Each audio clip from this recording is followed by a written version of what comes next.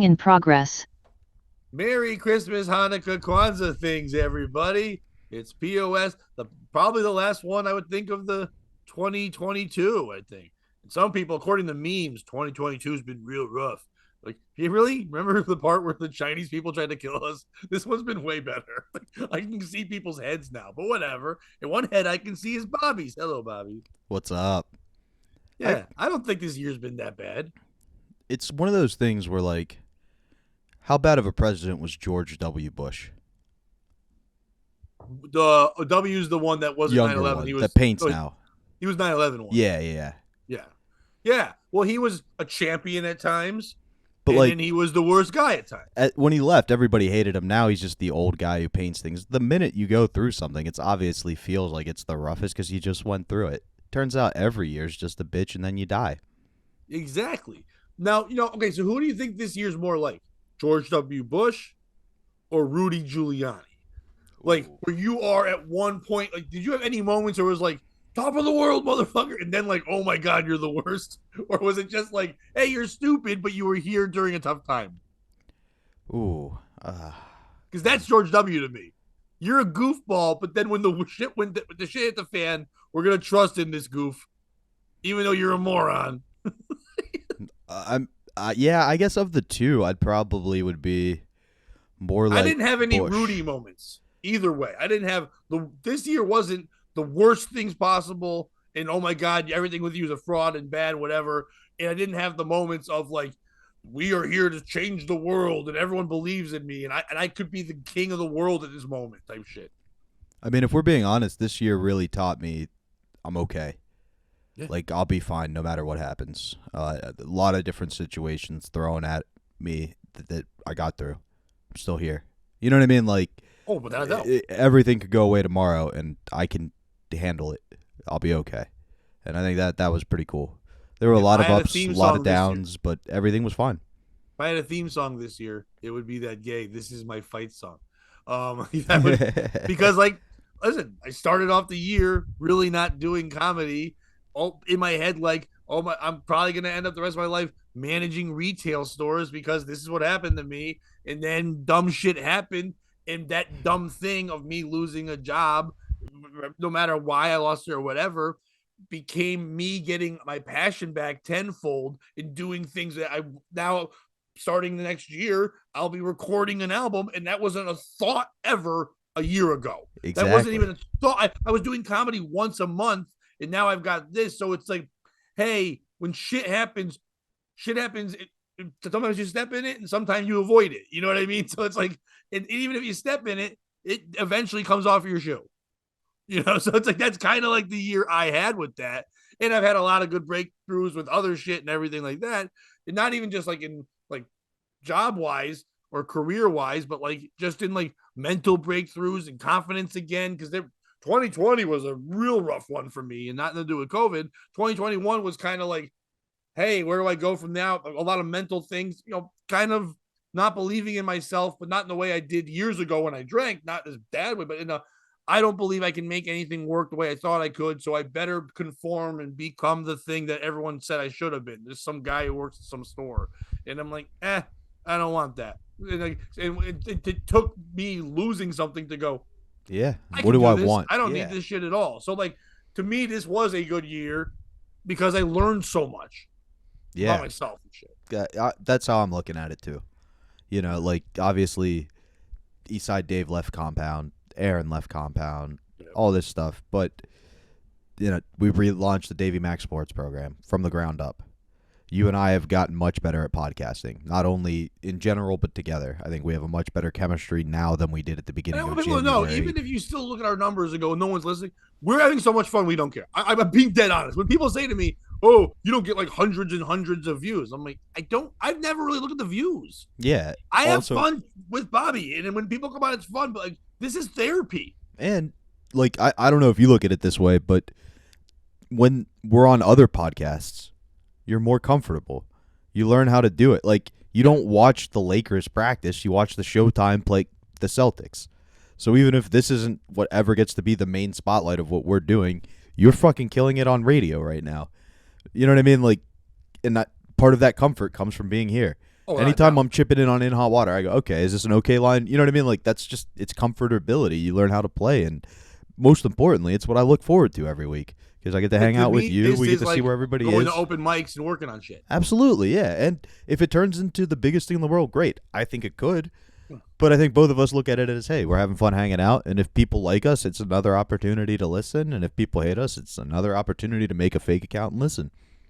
Yeah, like there's assholes who all the time like make cookies that are shaped like unicorns, and that's their thing, and they make them, and everyone's like, "Well, you don't sell them, really?" They're like, "Yeah, I just fucking feel good making this gay ass cookie.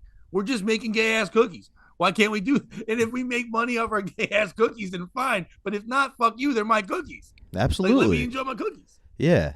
And just going back to what I was finishing up, like Aaron and I have the record thing. It's going well. Gino's and I have become closer than ever. You know what I mean? I get to chip in, contribute to In Hot Water. There are other shows that I get to Yeah, be a part Gino of hasn't now. You died know, yet. he's he's gonna be here long after you and I think at this Doesn't he have a point. birthday thing coming up? Yeah, the 29th. Come out, stand up New York, big show.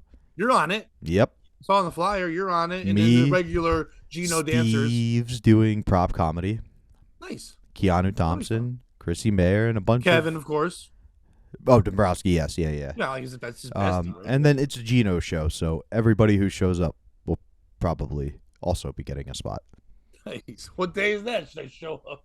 Why not? 29th. Nah, I actually have nothing, but no. I'm I'm very comfortable in all aspects of comedy and in the world by me not drinking and being around people that drink. I have no issue. I never think about it. I don't care. But when people are getting like annihilated, I just get bored.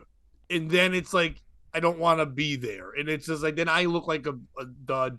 I don't mind it when we're having fun. Like I was at an open mic last night and I was chilling with a couple of comics and they went outside to smoke some weed. And I'm like, I walked out with them. They're like, "Oh, you're just standing here?" I'm like, "Well, no, I'll smoke with you." And they're like, "Oh, wait, you smoke?" I go, "Once in a while I'll smoke. I just don't drink." They're like, "Oh, well." And then they were all, they're young comics, like, "We're smoking weed with Pat Oates." Like, it's not really a big deal. I'm just poor. So Yeah, I give me just this. don't have a lot.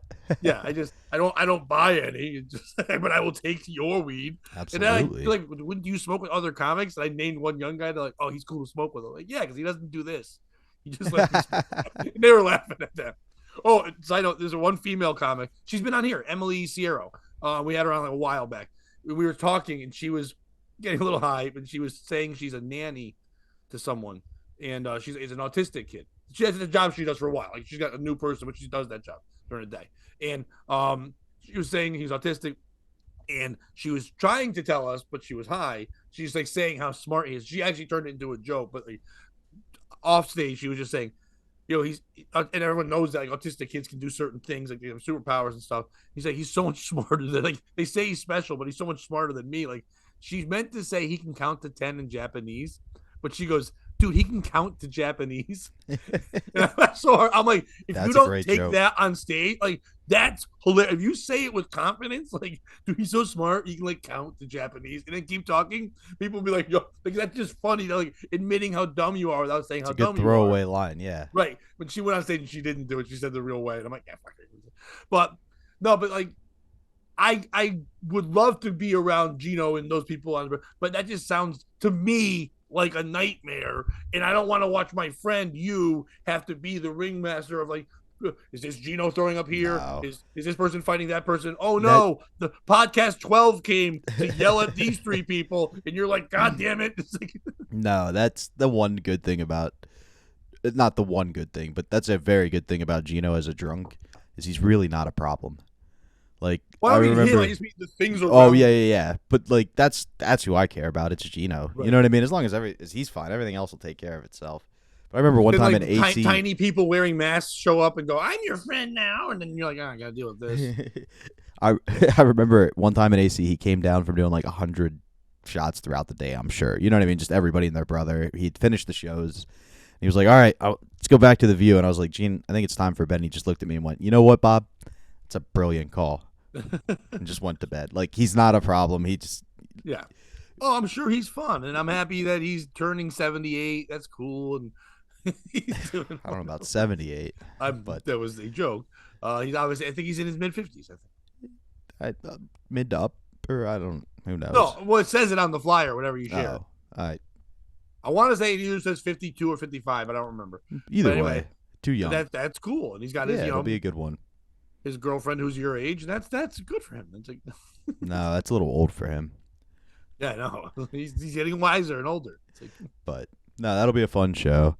But yeah, like, and it's tough though, because you were saying about drinking. Like, I don't really drink as much. You know, I'll have a shot or two with people just to be social. But getting drunk stuff, especially when you drive or you have to do shit the next day, and like, one thing I am getting a little concerned about is the only time I seem to really enjoy life as of late is when I'm doing comedy or podcast stuff. nothing wrong with that. There isn't, but the issue is then if you get burned out, you're in real trouble, I think. Like, somebody made a comment to me last night, was like, man, damn, man, I wish you would just kind of like relax and hang with us. And it was like, yeah, I would love to do that, but I just don't. That's not how I act anymore. You know what I mean? Like, I just don't feel comfortable in that setting. So, But if you wanted to truly do that, you'd be doing that. You love that they, and I don't mean this in a selfish. I mean, your response is a real thing. But when someone goes, "We love it if you could hang with us," you love that they'd want you to hang with them. That's a wonderful feeling. That's cool that people want you there. But the passion you have for all these things of creativity outweighs a hang. It just does. And friends and people like that understand it. I am at my happiest in two things in life: creating and hanging with my kids. And my makes kids are sense. getting much older. They have lives. My daughter's dating someone. She has a full-time job, all that stuff. The My new son kids is are a hassle, and my son the is new beating job's a people's hassle. ass in wrestling now, just fucking crushing people and stuff. I've got sent videos. I'm going to a match next week. Like he's doing great in school. He's getting ready to go to college to fill out forms for colleges and stuff. So they're going out their lives, and I'm not gonna like force them. Like it's not gonna be an every weekend thing anymore. We talk 4 times a fucking day, and I see them every time I can. But it's like we're super involved. But I love being with them. But when someone says to me, "Hey, we should hang out," I'll be like, "Oh yeah, so do you want to go to a mic or do you want to go to a show or do you want a podcast?" And they're like, "Well, no, we should just go and get food." And I'm like, "What's that doing for me?"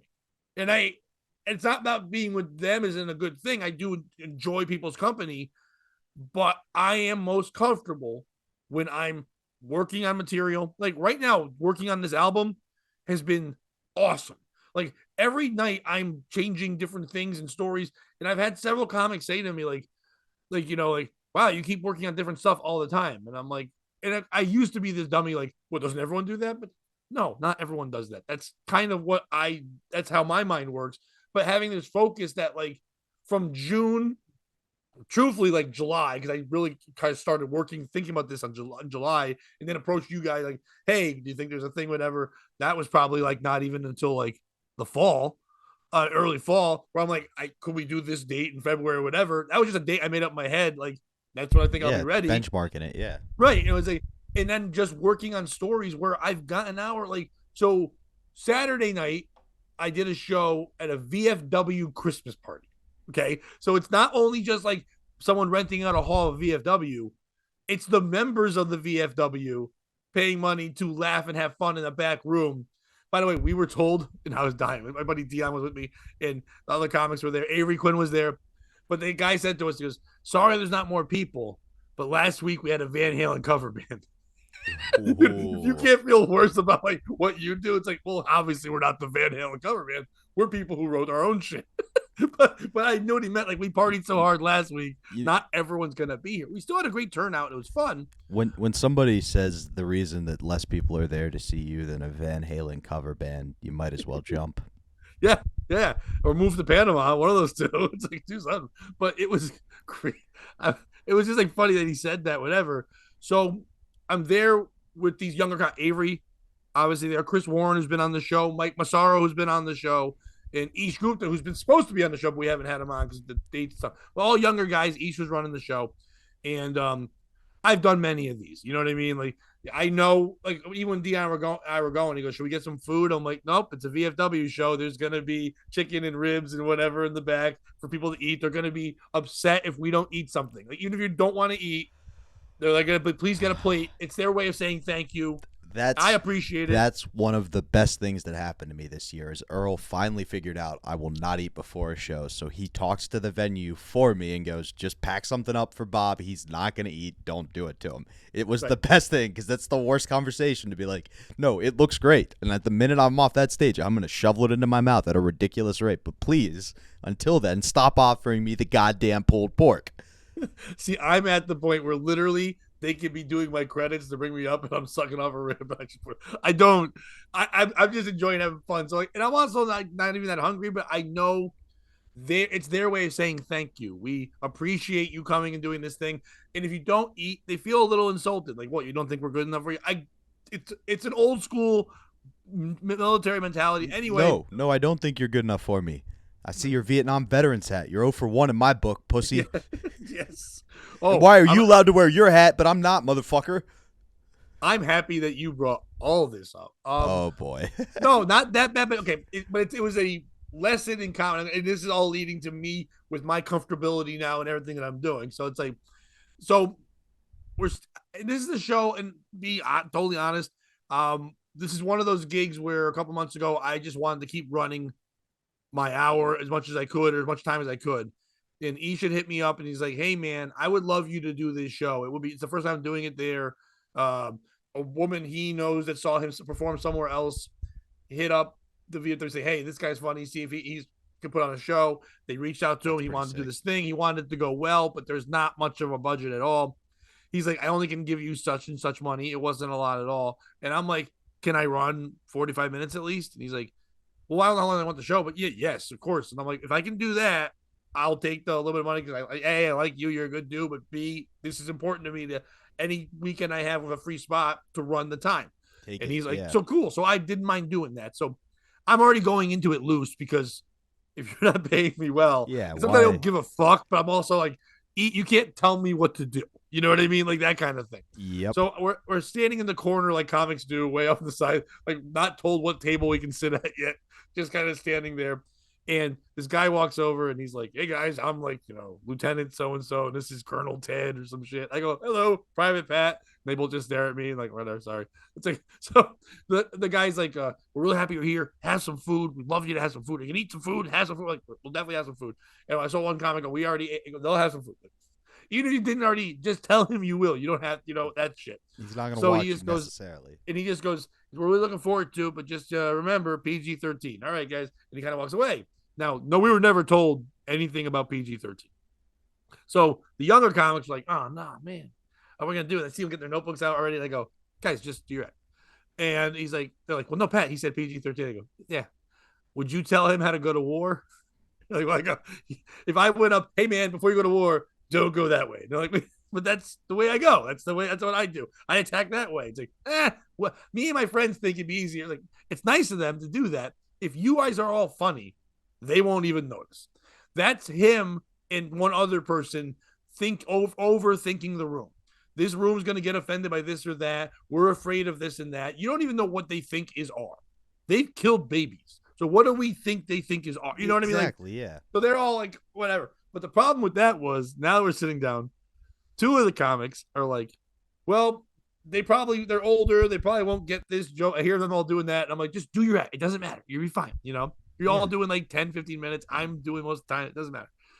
But Chris Warren has been on here before, and I love Chris. What I love about Chris is he's been doing like 3 or 4 years. He hustles like a motherfucker, but he takes chances. Like, chances. And I'm like, I appreciate that. I did that in my dad too. But sometimes you're like, woo. Like, so he's like, yeah, he wants to go. He's like, "I'm going to do this thing," and he kind of told us he was going to do. And I'm like, "Hey man, I don't know if I would do that." I go, whatever. But he's like, "No, I'm going to try this thing, whatever." Ish goes up, does his thing. The crowd's receptive. They're fine. They're laughing. He's not destroying the room, but he's a host. He's doing his thing at the beginning. He's doing his material. They're fine with it. Okay. The guest spot goes up, and he wasn't even supposed to be on the show. Mike Massaro, he's just hanging. They're like, threw him time. Why But not? then the first thing he does is, because he has long hair, he goes, "I know I look like a draft dodger." And I know he thought that would be funny, but you just mentioned a thing they don't like. And they're kind of like, not mad, but I was like, "See, when you overthink your audience, you shouldn't do that." And then he did some joke about, not even a joke, because it's not his joke, but he's talking about how his grandfather went to Okinawa and it's some kind of thing and try to relate to it. But once again, you're just mentioning a thing. Like when you go too hard and trying too hard with the personalized shit, like what if one of their best friends died and hope you not like you know what I mean? Why Like are you trying to there's some relate? shit Yeah. that, or like whatever. It just they're trying to have fun and forget they know where they are, but you don't have to tell them where they are. You know, it's like and that's coming from a Remember guy your who when friends sees who some died. right, but that's coming from a guy when I see someone fat, I tell them they're fat. So I don't understand it, but when I see it, I get it. And then Chris goes up. Oh no, our boy Avery goes up, and Avery being all adorable. And I made fun of him when I went up. I go, remember the guy who told you he was fat in case you didn't know? And he's like, you asshole. I go, yeah, we know, dude. Like, it's, You know what oh, he I'm Avery. didn't I'll be tell you fat that he today. does. And he did fine, but he was also like, he has that, jokes, just jokes. You know what I mean? So they were enjoying it, or whatever. Chris goes up. And he does this thing when he starts, he always goes, hi everyone, I'm Chris Warren, and it's like weird voice. It's like this crazy thing. He's at the wall. He looks like a aged Judah Freelander. You know what I mean? Because he's got he always wears the hat and the glasses and the hair, or whatever. And he goes, oh man, you guys all were in the military, right? You all made a decision to join the military, and I didn't do that. I went to college because I made good choices. Dude, they boo. They sort of, I'm like, oh. Which I appreciate what he, you know what I mean? Yeah. As a comic, I appreciate the fuck out of what he just did. Yeah. And I've then made that comment along those lines to my friends several times. Just wouldn't do it to the people who did it, you know? But his next sentence is what right away said to me, this kid's going to be a good comic. He, after they were upset, whatever, he goes, I know you're mad, but I like to do that. It's called digging a hole, and I will get out of it. I promise you. You'll be fine. Like literally had the confidence to go, and he did, and he did his regular act and got laughs, and he says crazy shit, and they were on board, and it fucking did his thing. But I was just like, whoa, boy, That's you did fun. your thing. And he let him know what he's gonna be. Like this is the get ready. So and then I go up and I'm supposed to do like 35 minutes, whatever. And I'm just doing the album. Like I'm doing it in kind of the order I want to do it. I'm not gonna be able to do everything, but I'm doing most of it. The things I want to work on, the things I know are hitting, but just trying to do the order now and get the timing out. yeah, And I'm like, this is a good test because this age limit I've got here, because there was from 35 to about 75. That's definitely who can show up at Hartford to buy tickets for a weekend to go see a show. So I'm like, this is the people that are going to probably come and see it anyway, right? But what's cool was as I start talking up front at a table, I recognize this dude, and I'm looking at him as I'm talking to him. I go, wait, that dude was at the toy drive for Chaz and AJ. And then I see another couple in the back, like they were also there. That's crazy. They're members of the VFW and they're here. That's in my head. Like, that's a weird coincidence, So I'm doing my act. I'm going, doing my thing. There's no PG-13 in me. At one point, I'm doing a joke about how I got molested. And as I said, I said that I'm not gonna do a joke, but like I said, someone touched my penis. This old, like the guy, you remember what's that movie with the Sergeant Pyle, whatever, where the guy's yelling at him, "What's your malfunction?" That guy. I think it's the Andy Griffith Show. No, like the military. He worked at the gas guy station, kills himself Pyle. with a gun. Yeah, Governor. Full Metal Jacket. You know what I'm talking about? Like the bald guy, the mean sergeant. He looked kind of like him right away. I was just giving you a hard time. No, I know. But like I was trying to think, he looked kind of like that guy. And so he's sitting there, and I said, my penis got touched. And he goes, nice. I went, wait, what, dude? What? And he goes, nice. And I go, oh, were you there? It was me. Like, that's all. I go, that would have been cooler if you were there to say nice. And earlier, Chris had done a joke where he mentioned transgender people. And that guy was like that. So I said, oh, you weren't mad because they were transgendered. You were just thought it was gross that it was an adult. So then everybody like laughed at that. He's like, fuck you. But so I go, can I go back with my molestation? Not like, and as I'm doing all that and they're laughing, I look at the comics and I go, PG-13. Like, and dude, they laugh. The whole place exploded. Like, other words, like, how do you give I'm getting applause breaks. Everything's happening. As I get to about 30, I get the light and I do about 5 more minutes. And I've got another chunk I want to do. So I just literally, I go, Ish, tell me to stop if you want me to. But everyone here, are you guys tired or can I do like 10 more minutes? And everyone's like, fuck yeah, do more. Like, so I was like, that's nice. Awesome. And he's like, dude, go. Like, it doesn't matter. So I was able to do like 15 more and work out other shit and still went great. And it was awesome. Everyone loved it. The guy who said nice was like fist bumping me. There were people there. And then the guy I recognized up front, I'm like, oh, hey, man, what's going on? Because he had talked to me and he followed me on Facebook shortly after the toy drive and all that shit.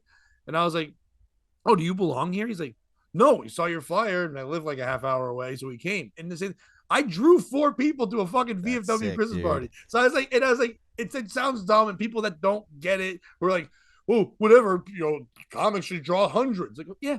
Yeah, famous ones do. VFW for some unknown motherfucker, where 4 people went to a thing that shouldn't be a comedy show because they wanted to see me. I don't know. I think that's cool as fuck, and I appreciate those kind of people. Saw you for comedy. Yeah, like, knew you through comedy and wanted to see your comedy. Wanted to see me perform because they see me do radio. Yeah, it wasn't like it was a buddy's dad or something. It was like, oh yeah, I'll come check you out.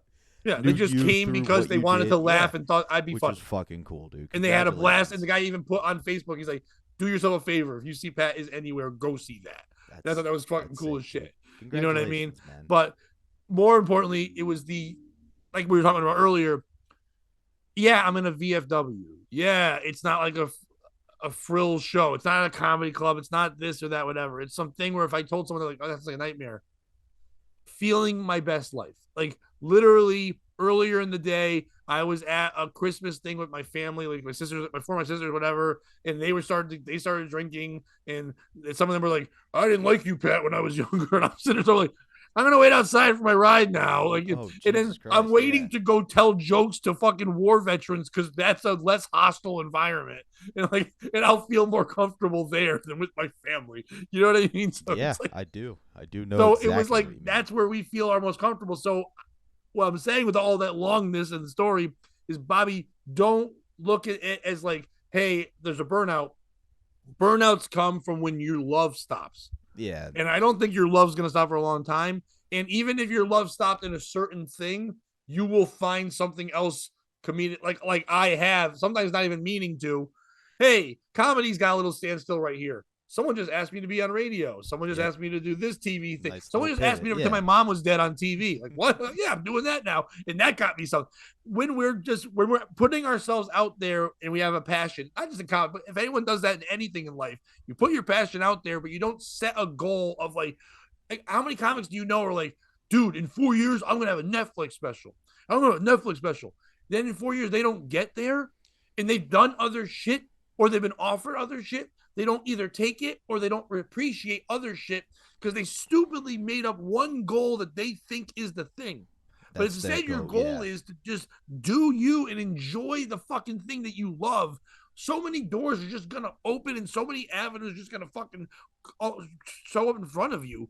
That's I've never had a thing like I need to do this in 3 years. It's just like I'm going to start doing shit. And then people go, hey, you know, you're real funny there. We think you'd be funny here too. And I'm like, cool, thanks. That's appreciated. Like Chaz and AJ were like, hey, you know, you're funny over here. We think you'd be funny on radio with us. So it's our job to make money off it, but we think you would help our job by being funny with us sometimes. It's just because I was being me. All my goals, like you have to have goals to some extent, but they're all personally related. And I think that's how you stay out of that trap. Like, I want to have this much material ready to go. That's something you can work on. Those are every year I set goals like that. I set 3, I set 4. 3 obtainable and 1 out of reach. I like that. And I've normally every year hit the out of reach one. Congratulations. Well, it's not that. It's just that. Why not throw a wacky one out there? 9 people this year. Right. And I mean, I had that done by July, but like it was like, I better work on next year. But when I first started, it was like, hey, try to, because I would keep tracking calendars back then. I don't know how many times I go on stage now, but I'd be like, you hit 100 mics last year, hit 150. Any combination of it, open mic, show, whatever, showcase, hit 150 mics. Then the next one would be like, get booked by someone outside of Connecticut. That was the goal. You know, like work a comedy club. That was like the big obtainable one. And then I got to do that early on. It's like that kind of thing. And also like, you know, have a can't miss 15 minutes. Like not just 15, I can't miss 15. And I wrote in parentheses, I remember I still have that note somewhere. In parentheses, it said, means you must have 30 minutes of material. So like in my head, to have a can't miss 15, I couldn't just have 15 minutes. That wouldn't be in can't miss. I'd have to have at least 30 I knew of and I could do That's pretty but funny. 15 would be that killer. You know That's what I mean? awesome. Yeah, that's great goals. Yeah, mine are always like I want to work every weekend.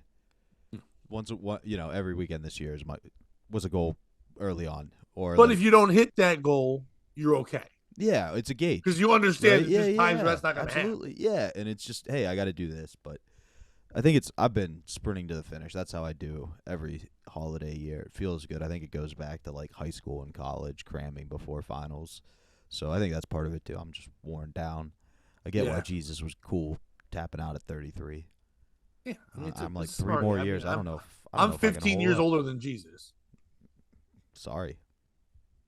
Greg Giraldo had a great bit about that. What was his? Where it was the whole thing about like people be like, "What would Jesus do?" He's like, "Well, he died 3 years earlier, so nothing." He's like, he probably wouldn't do blow with that woman, like hooker in Vegas, because at least she listens. I think my favorite Jesus is the Kyle Kinane where he's like, I'm building a table for my key, and I'm like, God, I'm like kind of like Jesus.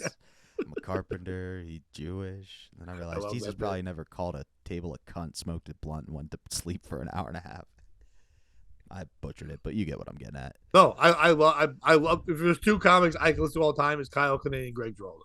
I know you like Kinane. That's why I felt Yeah, comfortable doing it, and you would know the reference. I had a gig kind of similar to yours this weekend in the middle of nowhere. Um, I went to Penn State, so the big towns, University Park or State College, they're kind of the same. And then there's nothing around it. They call it Happy Valley because that's where all the happiness is. Then there's the valley. That said, I'm doing a gig 30 minutes south, and I'm like, I know Phillipsburg. That's not a nice area. that's Let's like go. sad plateau. Exactly. It's like You could still see Melancholy Mountain. the Happy Valley, but Yes. you are well on the Melancholy Mountain. So we go. I'm going, and I didn't do well at Penn State. It's where I decided to be a comedian, but it wasn't a good time in my life. Like everything kind of fell apart from high school, and I'm going through, and so that's bringing up emotions. It's kind of Yeah. cool. Like The now, worst is driving through areas that have memories. It's the fucking worst. it used to be. Even good ones. It's just like I want to, especially when you're going to a gig. Like I want my head to be in this space. I don't want the memory of this, that, good, better, and different happening. It happens to me all the time. Go ahead. I'm sorry. Normally, I'm that way too, but this actually kind of felt cool. It was like when I did the college gig a couple months ago, driving the same way, because you get that feeling. You're like, oh no, no, no. Like I almost tried to. This is gonna sound like I'm Brandon Smith for a second, but like you almost try to send vibes to your younger self and be like, it's gonna work out. It's gonna be okay. Okay. I get that. So I get to the gig, I'm amped. It's a motel, and I'm like, fuck. This is not where I want to be. There's gonna be 3 people at a bar. It looks run down. Like earlier in the day, Earl was like, hey, they'll get you a room, and I was like, nah, I'm good. Just because I wanted to get back to New York and do stuff. But when I got there, I was like, thank God I didn't take a room because I would get murdered. Yeah. I go in. Earl's not there. He likes me to get there way earlier than I would for a normal gig, just to be safe and touch base with everybody. So I go in. It's a dive bar is the main area, and I'm like, oh my God, this is gonna be nuts. The guy grabs me. He's like, hey, you one of those comedians? And I'm like, yeah, yeah. He's like, oh, great to meet you. Follow me. Takes me back through a hallway that's just construction sheet. I'm like, motherfucker, this is gonna be rough. He so opens fun when the you get door. brought back into Shantytown. Yeah, and I mean, this is my bread and butter, but it's just like you drove 6 hours today to do 10 minutes. Hopefully, more than 4 people show up. Again, if those 4 show up, I'll kill. So we go through the door, and it's like walking into a scene from The Wizard of Oz. It's like there's color and life again. He opens the door to the nicest room probably in all of Phillipsburg, and it's lined like the whole wall is lined with game-worn Penn State player jerseys. It's all nice stained wood. Game worn, you said, right? Yeah, game-worn and autographed. Dude, your audio's been a little quiet at times. Oh, no, I'm so gonna I bump it. thought you said it was lined with gay porn, and Oh, I was like, what show is this? we would have had a very different reaction then, wouldn't we? You're like all got colorful, like Wizard. I'm like, oh, he means Wizard of Oz was gay. Like I was trying, like, but I was like, there's no way. Once you said the next thing, I'm like, oh, he said football stuff. Yeah, That's no, that would have. No, that's That'd awesome though. Crazy. He opens the door, just a guy sucking a dick. Yeah. There are like $700 TVs in every area that there could be. It's this beautiful room. He's like, yeah, I think you're Like the going to greatest Buffalo Wild Wings of all time. essentially. But here's the thing. Also set up perfectly for a comedy club. Really? One area of seating, a slightly 3-foot like a elevated stage, low ceilings, lighting. The DJ comes over. He's like, hey, what do you want for sound? And I'm like, a mic that works. And he's like, what do you mean? I'm like, just tell me, are there dead spots? And he's like, no. We use this for karaoke. I like to walk around the room. So this guy's built this room so he can sing karaoke in it. Nice. It's amazing. I go sit in the back. I do Sweet Caroline in a circle. Yeah, absolutely. Christian comes in. That's Earl's manager. Christian likes to talk a lot, like way more than I do before shows. Sometimes, like right before I'm walking on stage, I have to be like, hey, he's bringing me up. I got to get up there. It's like, one moment. But I love him. He's a great guy. So we're chatting some. A few minutes goes by. They pulls me over. He goes, hey, do you know who that is? This is the guy running the room. I'm like, no. And it's Blair Thomas, who was a great Thomas. Holy shit. Yeah. Running back. Great Penn State running back. Yep. Terrible Jets I grew up in the time when he was good. So I learned that. I tell he was Christian a Jet, that. Right? Yes, and this is important. So I tell Christian that, and Christian goes, oh, yeah, he was a Jet.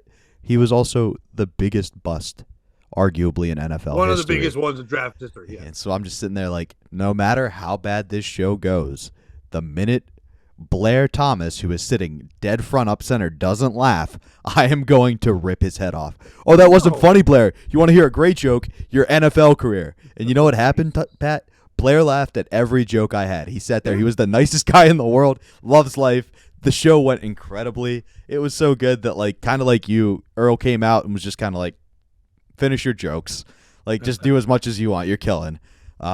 He sent me extra money. It was great. Just an all-around fun gig.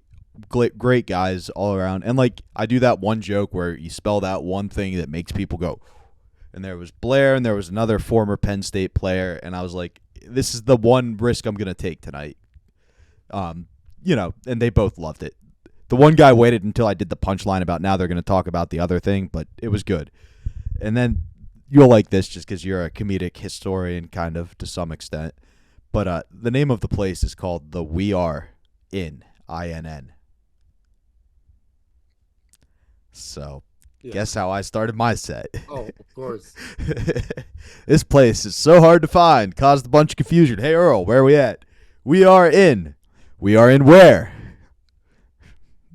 Who's on first? Yep. Thank you, Abbott and Costello, all day, baby, the whole time. But good thing you guys didn't go with we are in, and Sandusky would end it with trouble. I made that joke. I did that joke. We are in trouble? You said that? Not trouble, but I do a Sandusky joke, and I was like, hey, oh, yeah, I would think so. They'll love this. And then the other cool thing that happened to me this week, just because I like to celebrate wins here because I celebrate losses so often, I made a joke on TBD last week. Garrett was like, oh, you got to get out of here for a spot. And it's always a joke he makes. And it's a nice thing he does to make it seem like I'm working more than I am sometimes. And on Wednesdays, I do occasionally have to leave, and he's super understanding.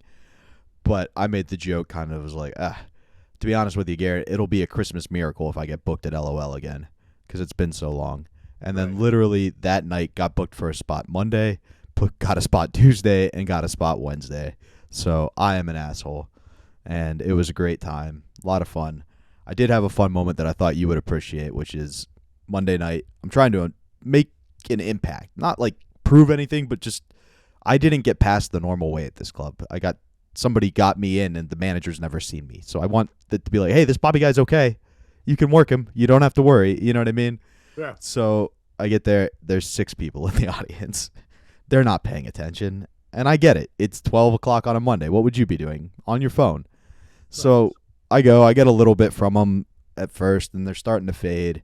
And so I go into what I do, which is my suicide joke. That's how I get people's attention. It breaks the tension. It's a fun way to like. It doesn't only work in comedy; it works in real life. Yeah. If you just threaten to kill yourself, suicide gets attention. If you want to learn anything today, act like a white girl. Anyway, I go, hey, you're from Canada, right? You got those suicide pods. And at that point, a couple from Texas goes, what the fuck's a suicide pod? And I'm like, oh, so basically like they have government, you can kill yourself. And then it turns into basically me and the girl from Canada giving a TED talk on suicide pods. Nice. And then she goes, well, we don't actually have pods. That's just a joke, right? And I'm like, well, no, you don't. But Sweden does. Yeah, they do the joke. By the end, dude, I do a punchline where I make a domestic violence joke, and the girl all night was a feminist and admitted earlier she was a victim of domestic violence. Went right into it. They would have carried me out of there. I'm hanging out with all 6 of them outside after the show. Like, great show. So it was just a fun time all around, and I'm incredibly appreciative of the people who helped me get in there. But I just thought you would appreciate, like, oh, well, I guess we're talking about suicide for the next 10 minutes, which is good because really they just wanted somebody to fill 15. And you know what? And you kept their attention, and you were able to go out of your element and do that. And that comes from us doing this and all that. 100%. Yeah, just be able to do it. And you probably thought, well, maybe on the Patreon we should start doing our own suicide pod, and that would where we talk about people that almost killed themselves and then ended up doing well in life. That's what we should find. Stories of that. That should be the suicide pod. Not if they died. They have to make it through. And let me just say this. If you're feeling down, get help.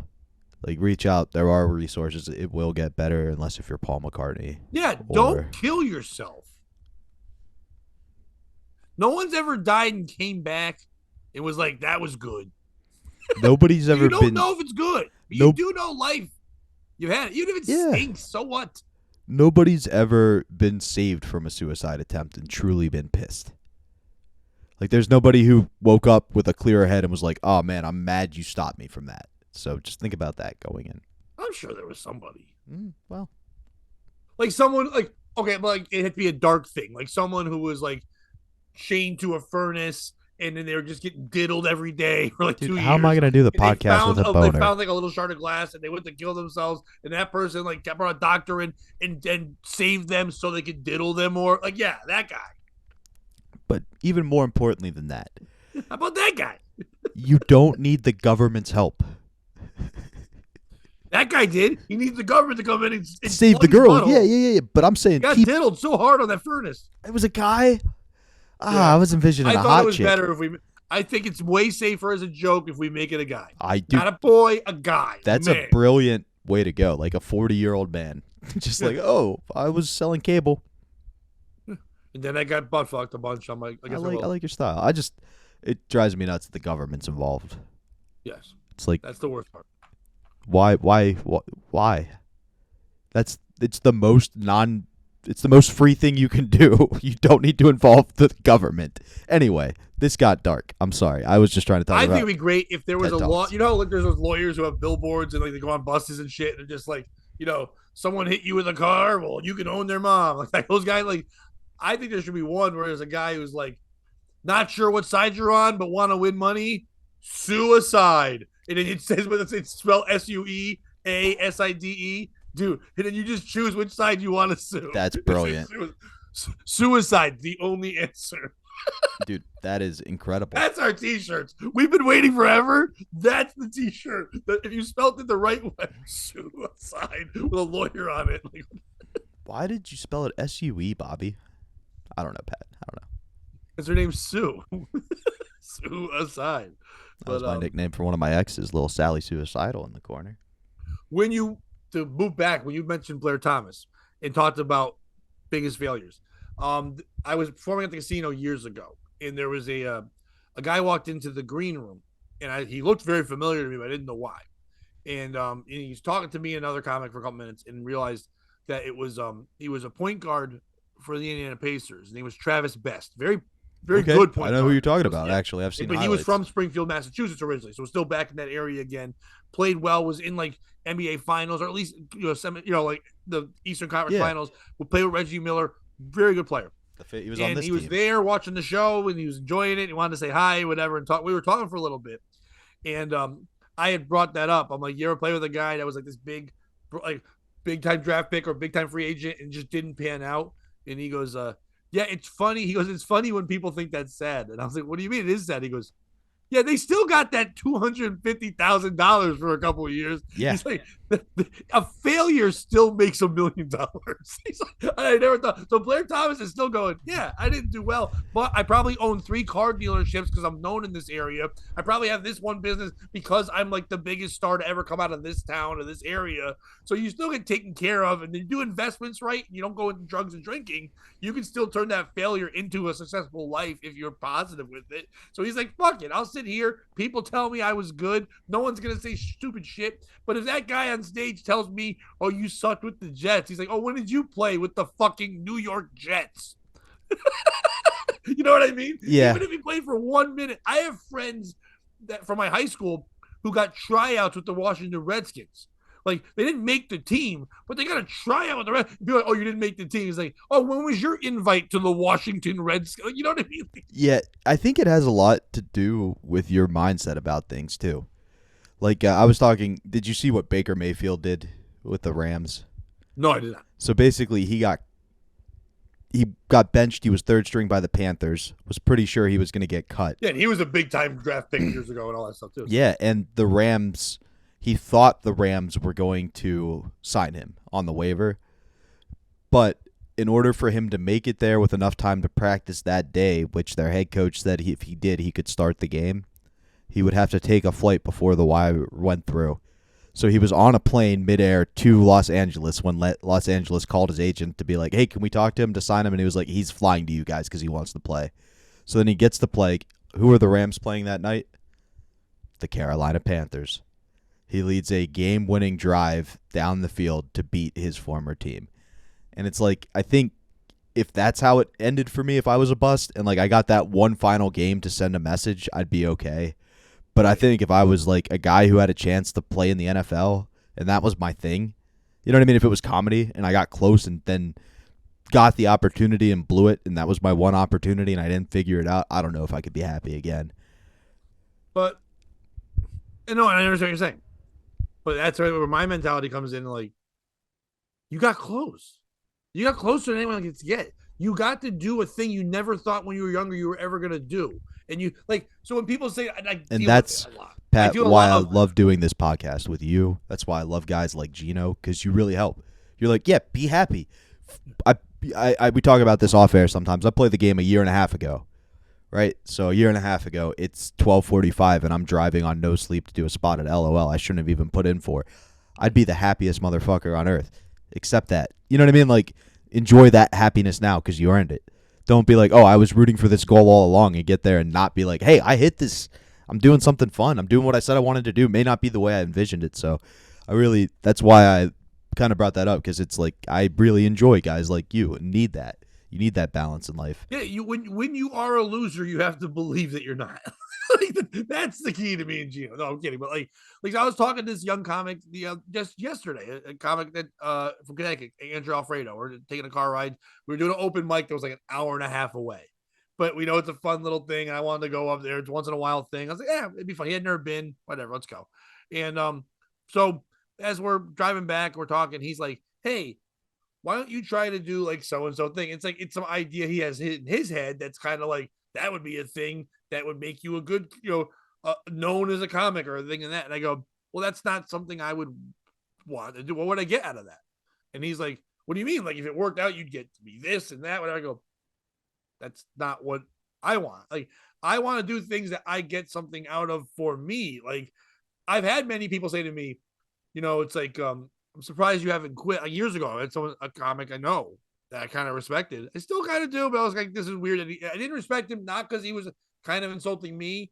I lost a little respect because of that. This showed me what his mentality was, and I thought he had one like mine. He's like, so you've been doing it a little while. It's like, isn't it hard to keep doing it when you just haven't made it? And I'm like, well, what's making it? And he started naming things, and I go, but that's not making it for me. Then what? If I get there, do I win? Is there a trophy? Like, what do I go, I get to tell jokes on stage. Yeah, I'm poor. Yeah, I'm not, I don't have a lot of money or a lot of things that people think you're supposed to have, but that's their happiness. And I don't shit on, so if someone's materialistic, I don't get mad at them. That's their goal, to have things. That's cool. Yeah. What's wrong with having things? You just find value in other areas. I need those fuckers. Like a guy who's like, so the other night I did an open mic in the back of a coffee house, and he's got like this weird like consignment shop, but like for rich white people with coffee. And that guy has an open mic that like 30-40 people go watch, and I run material there that work on stories to test out where I get to do like 7 to 10 minutes, and I get like applause breaks from fucking fat moms from Norwalk for no fucking reason at an open mic because I know my material's working well. And this guy, I'm like, people be like, well, why would he buy this business or have this coffee thing? He goes, listen, I don't know why he does any of that, but I I'm appreciate any happy he man. does that comedy show. But he just allowed someone to do comedy so we can do comedy. I need a guy who buys things and does stuff. When people get mad at comedy club owners, and they're like, they don't understand this or understand that, I'm like, okay, maybe they don't. But their goal in life, if you break down their business plan, no matter what else you think about it, making money, ripping people off, all those dumb things you think, their goal, their whole mission, their 80 hours a week of working, putting their money in, is like, I'm making an opportunity for you and I to tell jokes. Their whole business is, we don't do this, but I believe in this comedy thing so much, I'm going to put all my money and invest in interest into it. So are they going to make decisions that aren't the ones we would make? Yes. That's why creatives and fucking business people usually clash. And that's why it's always, when you meet someone, and just getting way back to like the beginning, what you were saying with the podcast, and like, we understand going on different shows because of this. We both, if you ever run a comedy show, if you ever worked at a comedy club, or even put on your own show or booked people, you act a certain way at comedy clubs that you don't even realize, because you have seen both sides. So now when I go to a comedy club and someone hires me and I perform there, am I ever late? Absolutely not. Do I do my time? Absolutely. Am I courteous? Am I cautious? Do I do all the little things I know they're going to ask me to do anyway? Yeah, because I know that's how I wanted a club to run. So therefore, even if I don't do the greatest ever, they're going to bring me back because I'm not a headache. Not a So problem. it's like, I've learned all those things. So to me, that's making it. When someone says, hey, I need to make money, and I want people to have a good time in my money making thing. In the good time, I'm going to call this man Pat Oates, and he'll provide the good time. Someone thinks of me to make sure their thing runs well by me doing my talent. How is that not making it? I mean, I'm with you. Cool. Yeah, and I think that's kind of goes to the goals, setting like the goals in a way that don't set you up for failure. You know, I'll be honest with you, the goal for the next 3 years for me is to get to a point where I'm working comedy every night if I want to. Like, I have that opportunity. That's not a hard goal. You live in an area where it could happen. Exactly. So if you want to talk about people who do like X's and O's, I don't. But if you did, the 5-year plan would have been, in a couple of years, I got to get somewhere where that's a possibility. And then, but it was just like the simple goals led me there anyway. And like the kid I was with last night, we had that talk kind of on the way up. Avery? And a little bit on the way back. Yeah, Andrew. On the way back. Oh, no. I said Avery. Then I was going to say, you have to talk you got to leave the female comics alone.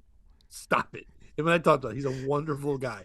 He wrote one of the sweetest things anyone could have promoting the fucking album recording. Like, I was going to plug with that at the end. He's a really good guy. And that's why it's fun to bust his balls, because there really isn't anything there. He's a guy. I'm happy. Listen, by us doing this podcast, I've met some people that I never thought I'd meet. Like Mike O'Donnell, I find him so funny and such a good dude. Manny, I love all the shit he posts, even when he's having like manic attacks, whatever, or Manny attacks, whatever you call them. Oh, there's a lot of those people.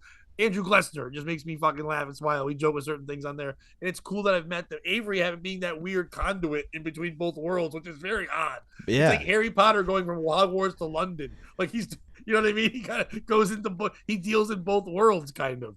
And it's kind of crazy in that way. But obviously the same goes across the way. Dan Brown, Brandon Smith, all those good guys. But you do definitely win. Dave Hintz. Dave Hintz, just so I could throw that out there, Dave Hintz. No, Dan, you actually finally named a good one. No, I'm kidding. So they're not watching.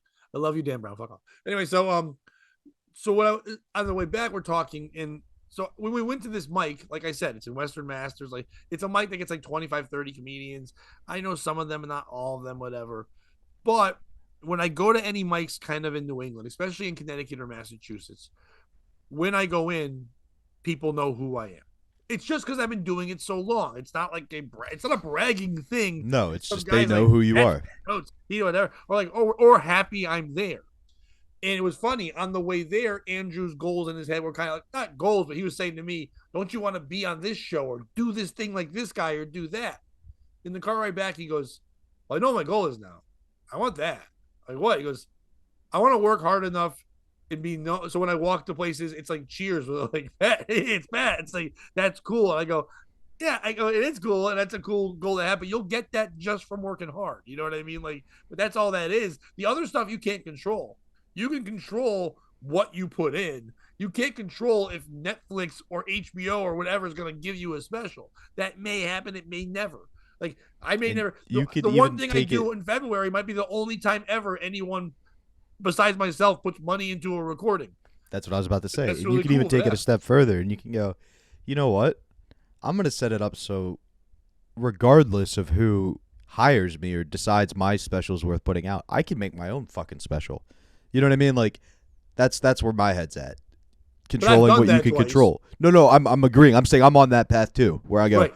hey, screw it. I don't need that stuff. I'm going to handle what I can handle and take it a step further. You know what I mean? Like, Right. You should just be creating all the time, and then the other things, the business aspects, the other people investing, the when it's yes, we do need people to make things work, but don't get mad when those people don't have the same vision as you yeah, because they aren't gonna. We a lot of times we get in our heads, we build this thing up like listen. I've talked about it on here, and the one thing with me is I'm super honest with my feelings, and some people go like, "Hey, maybe you shouldn't even say that," but like, fuck you. I've lived life having to do that. I've really enjoyed my time being on Jazz and AJ. Would I love it if they hired me and I got to be the Jim Norton? Of course. It's actually something I think about a lot recently, and it would be cool. That may not be the vision they have.